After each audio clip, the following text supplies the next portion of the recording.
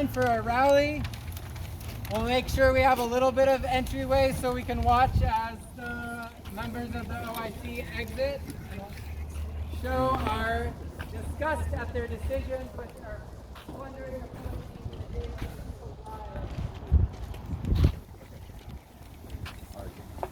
Is that better? Is that working?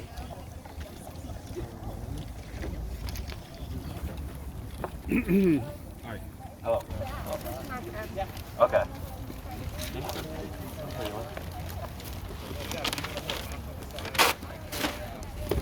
Our first speaker is going to be a repeat who just confronted the OIC, who just told them that we have demands and we know that they're complicit in the violence and injustice happening in the Philippines, that their investments that they are undertaking are why we're here today. I'm going to hand it over to Tony from Kalikasan Solidarity Org.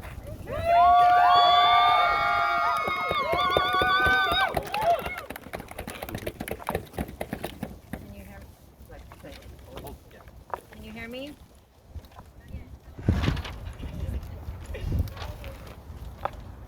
Can you hear me now? Yes. Thank you all for being there with me.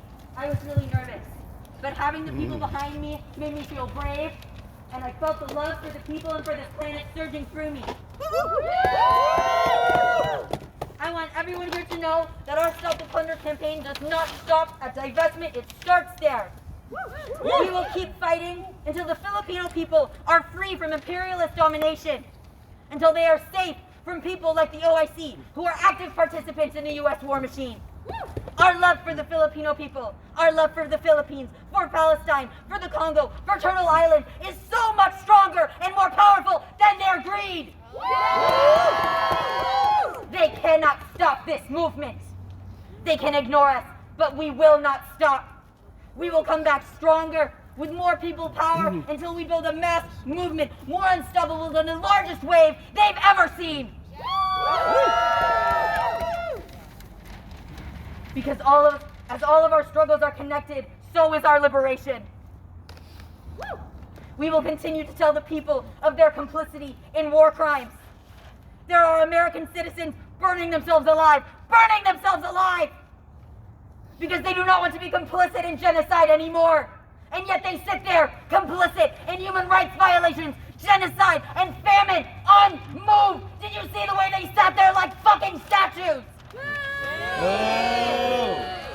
They sit up there and they look down on the Filipino people, treating them like pawns when they are complicit in their murder, in the theft of their land, in the polluting of their waters, their exploitation, and the kidnapping and torturing of their activists. We are moved by love and solidarity. They are motivated by greed. The forces which propel the people's struggle for liberation are stronger than their hunger for profits.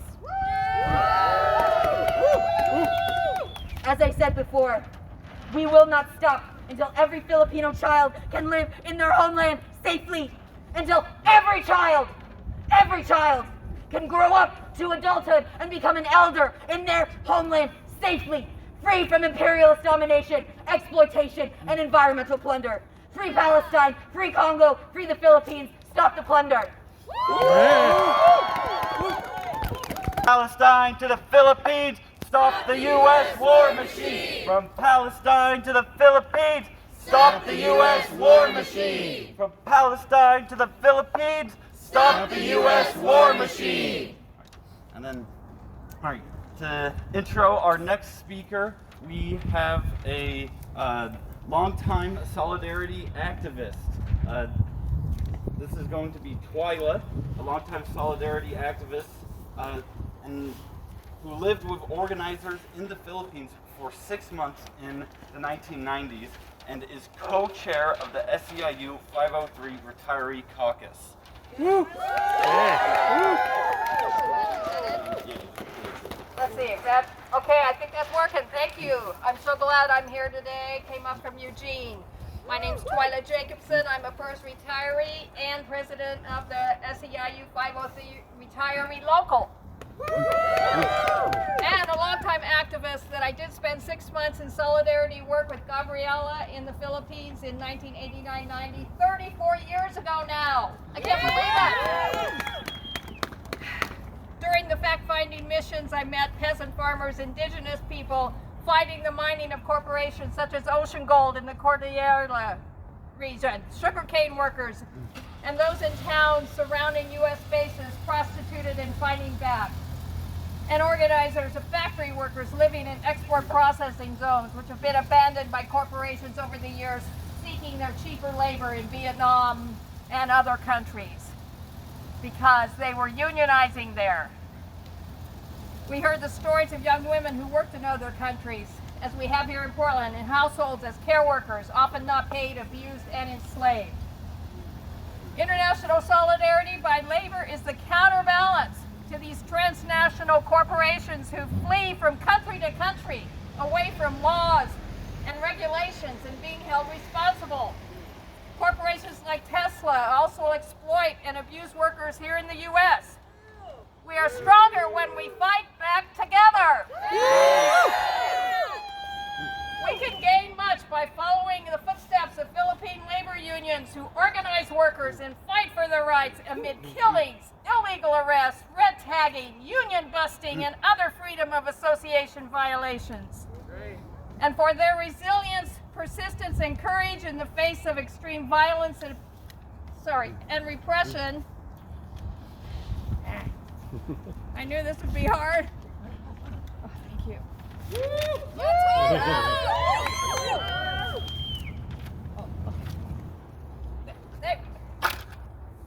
They received the AFL-CIO's top human rights award just this last December. Well, come on, AFL-CIO, get busy!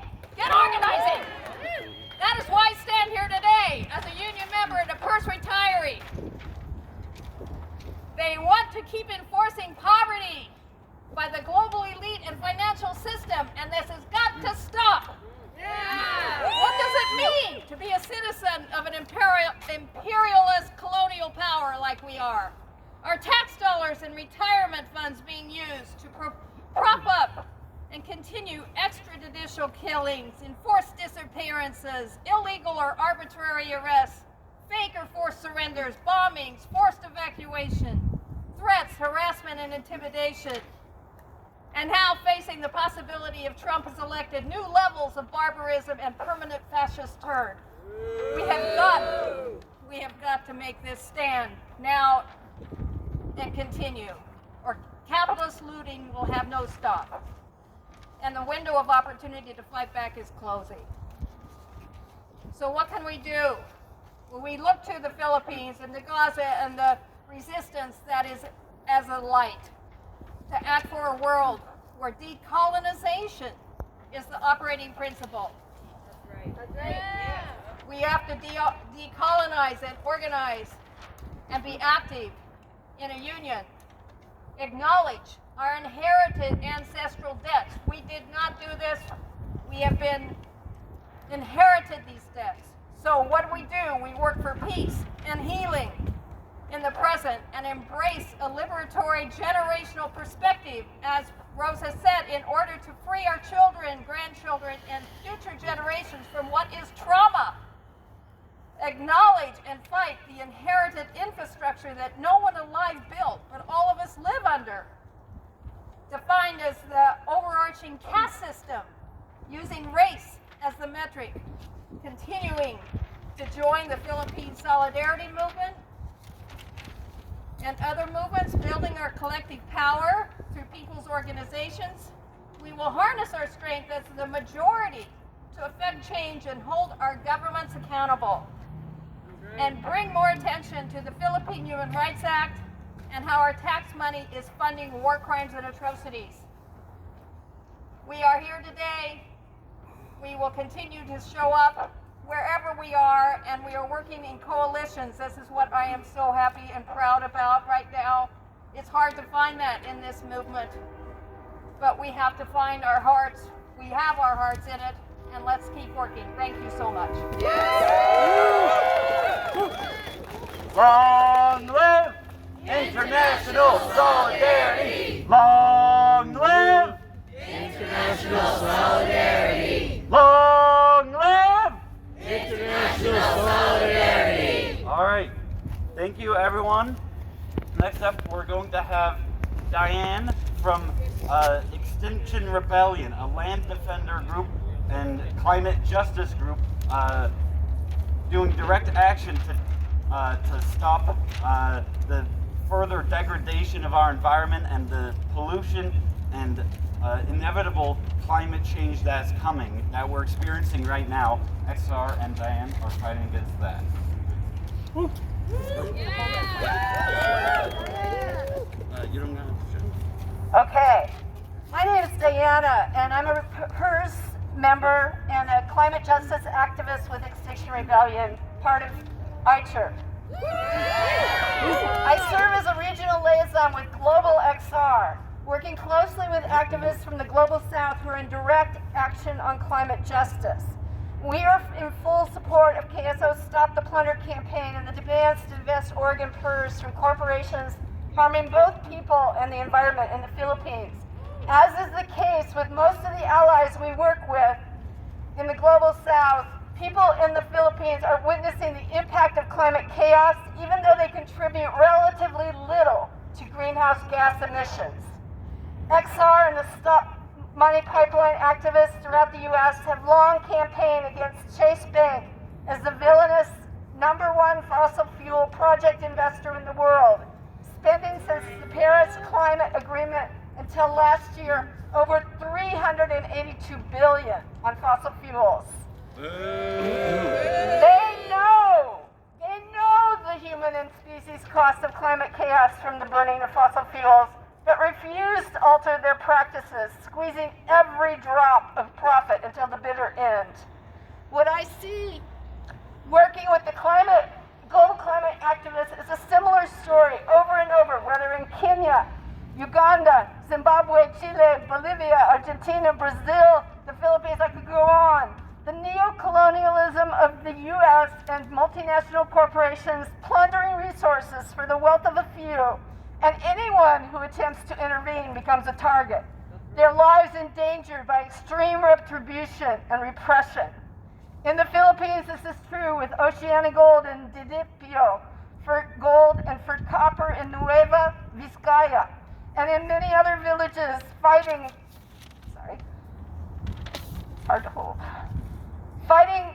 the mining expansion. Tesla's supply chain for nickel, for lithium-ion batteries, for electric vehicles is destroying ancient forests and species on indigenous Palawan lands.